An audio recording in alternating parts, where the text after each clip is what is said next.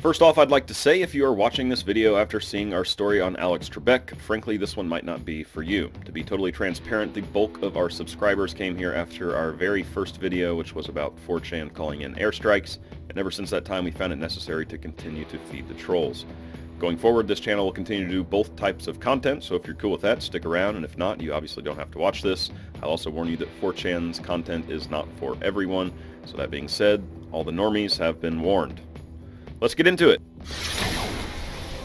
Our story starts on February 7th when a random 4chan user posts in the poll board that they are working in a Wuhan hospital and that China's government is dramatically suppressing the number of infected coronavirus patients. The OP would make a total of 6 comments on the post. The first comes in the form of a picture and text that claims the user is a lab technician working in Wuhan. They say that the deaths caused by the coronavirus are massively underreported by China's government, and that they are only giving the number of people who died suddenly, not the number of patients that have pneumonic symptoms. They claim that there are huge sections of the hospital with 200 rooms each not being recorded, and that the patients are removed daily, they do not return. The rooms are filled immediately with another batch of pneumonic patients. He says that they are trying, but there is simply too much. The board explodes with many people calling BS and many others asking questions, the main one being how many pneumonic deaths have there been. OP's second comment is in reply to this, as they say they can only guess by how many rooms are emptied each day. They claim 200 to 400 and the army moves them into vans. Again, they do not return. 4chan continues to call this person a LARPer, and eventually the user posts a timestamp in the form of a piece of paper with the date and 4chan written on it. The fourth comment would say that they are working fast and opening new sections of the hospital daily. We know from multiple other sources that China has been able to build hospitals with massive containment areas in less than 2 weeks. The fifth comment would explain that it's a high risk for the user to have a cell phone in the lab and that they were able to take the initial pictures before the morning shift had started. Next, it appears the OP was banned by what we can only assume is a Canadian mod, since everyone mentioning the banning referred to that moderator as a leaf, and also told them to do sexual things with maple syrup. After a reversal, eventually the OP returns with the sixth and final comment.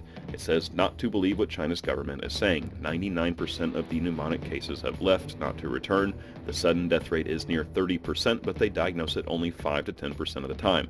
They also say that the party, I guess political party, and the army recover at a much higher rate, that something is administered by army doctors only. OP says they would post more photos, but are typing this under the table while the centrifuge is running. When we start dissecting the pictures OP provided, I will say the evidence is fairly compelling. We'll start with the fact that this looks like a hospital from the tiny perspective we have.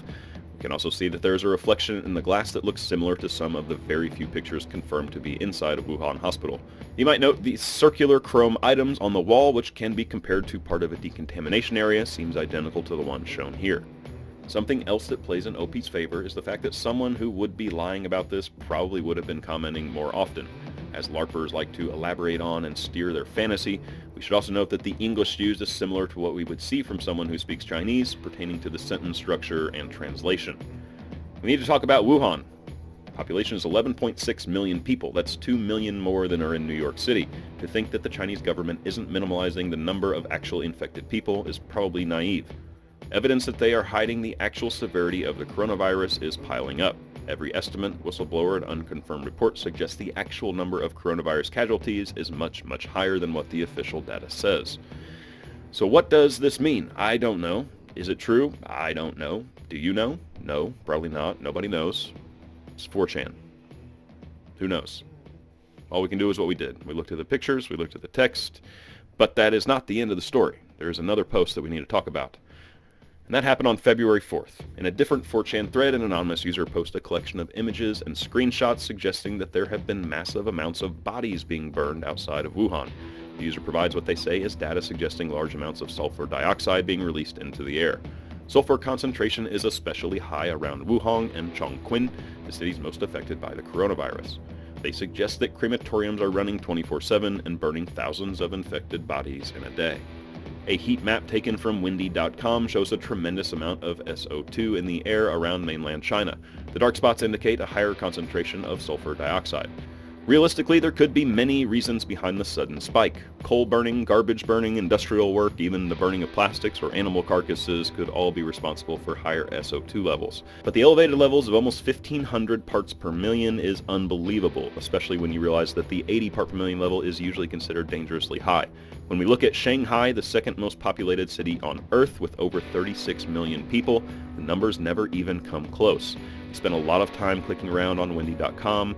This is the case literally everywhere else you look. Combine this with the fact that the Chinese government has shut down many major factories and coal-fueled power plants, all to curb the coronavirus outbreak. So critics say there's little chance that they could be responsible for the rising levels. This is a good time to remind everyone that windy.com does not show historical data, only future forecast and real-time data. I did find some screenshots from these dates, and even when we were poking around on the site around Valentine's Day, the levels were still extremely high. If you compare these levels to other parts of the world where the plants are still operational, the stark contrast is apparent. Statements of crematorium workers roughly back up the finding of 4chan users. The workers say that they have been working day and night to take care of the ever-increasing inflow of coronavirus casualties. One worker at the Wuhan crematorium confirmed they were receiving over 100 corpses per day. Quote, "We need to pick up bodies when they call us. Every day we need at least 100 bags. We can't stop because we can't leave the bodies outside for a long time." The evidence against the Chinese government keeps piling up. Is it a coincidence that every estimate, every model, every whistleblower says the actual number is much higher than what the government is reporting? It does not seem so. China's National Health Commission, together with the Ministry of Civil Affairs and the Ministry of Public Security, issued new regulations stating that all victims who succumb to the virus must be cremated at the nearest facility. Quote, "No farewell ceremonies or other funeral activities involving the corpse shall be held. No one is permitted to visit the remains during this process. Relatives will, however, be able to take remains after the cremation has been completed and documented." As of today, February 23, 2020, the majority of coronavirus infections is still concentrated in mainland China with more than 79,000 cases. At least that's how many have been reported from China's government to the World Health Organization. I'm sorry, to who? The who?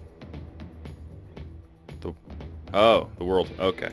The next highest report of infected people is in Japan with a little over 700, third South Korea at 602, and as of today, Italy's cases have spiked from 3 on Friday to almost 200 2 days later.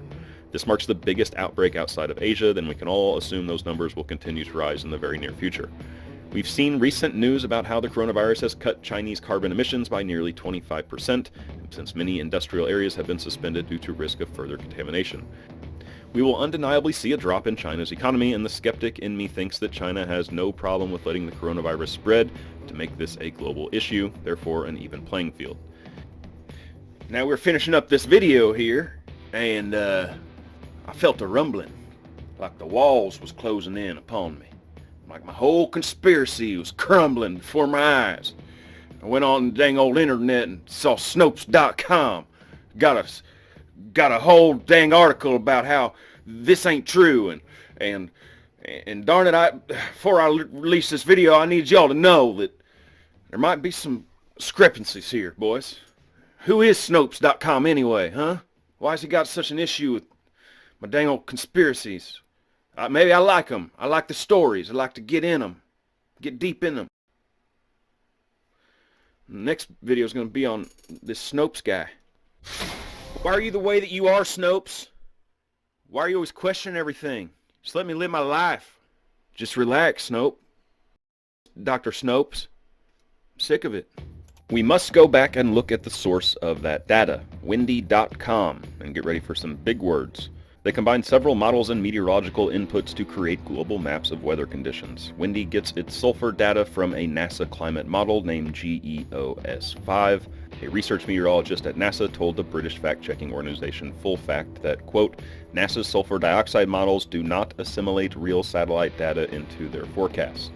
He said they do not account for the day-to-day variations in SO2 emissions, and as such cannot account for sudden changes via human activity. The sulfur fluctuations present in the GEOS-5 model stem from, quote, "variations in the meteorological conditions, in particular winds." So that's problem number one. The SO2 levels shown by windy.com are not actual real-time collected data, but instead based on models provided by NASA.